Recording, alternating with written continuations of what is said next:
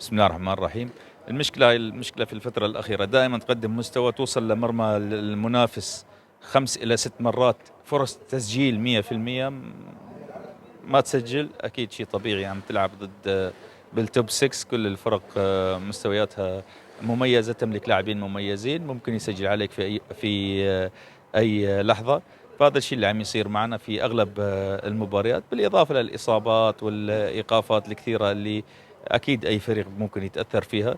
نبارك لنادي السالمية فوزهم اليوم، وإن شاء الله يعني نكمل الموسم. يعني نحن اللاعبين حاليا في حالة يعني ملل غير طبيعي، بحكم نهاية الموسم، آخر مباريات، ما في تمرين، ما في التزام بالتمرينات بالتدريبات. شيء طبيعي نشوف تدني في مستوى اللياقة البدنية عند أغلب الفرق في آخر ربع ساعة أو ثلث ساعة، باستثناء يمكن الفرق اللي تمت مستمرة في المنافسة. بالإضافة لأن الفرق اللي تملك دكة اليوم، أنت الكويت أخذ الدوري، شيلك في كل شيء، يستحقوا طبعا، بارك لهم لنادي الكويت حصولهم على لقب الدوري.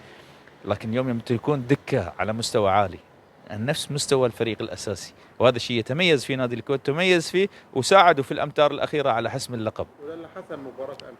طبعا مو بس مباراة أمس، مباريات كثيرة الأخيرة.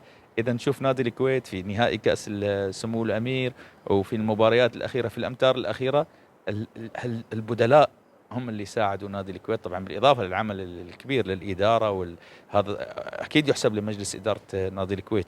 لكن هذا الشيء يعني بنشوف إيجابياته الآن، والآن ظهر. يعني دائما يتكلم المحللين والنقاد على هذا الموضوع، البدلاء والدكة والدكة والدكة، شفناها في هالموسم بصورة واضحة للعلن. قوة نادي الكويت في هذا الموضوع هي اللي خلته يحسم اللقب.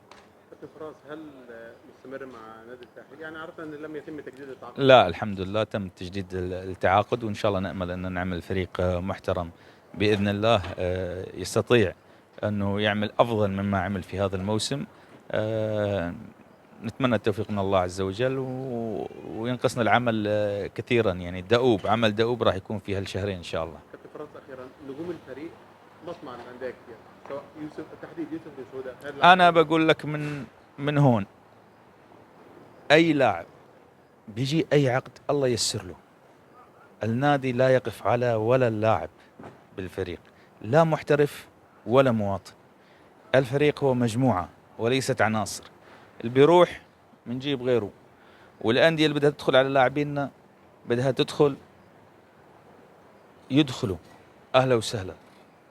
هذا من حق جميع الأندية، بس لا يزعلوا إذا نحن دخلنا على لاعبين الأندية الثانية.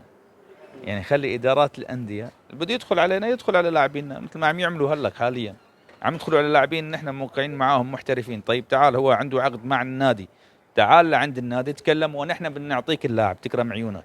عرفت شلون؟ بنعطيك اللاعب باتفاق، هذه رياضة كرة قدم بزنس. تعطينا اللاعب، تعطينا المقابل المادي للاعب، وخذ اللاعب الله ييسر لك. يعني هذا شيء سهل، يعني شيء بسيط، في طرق شرعية في كرة القدم.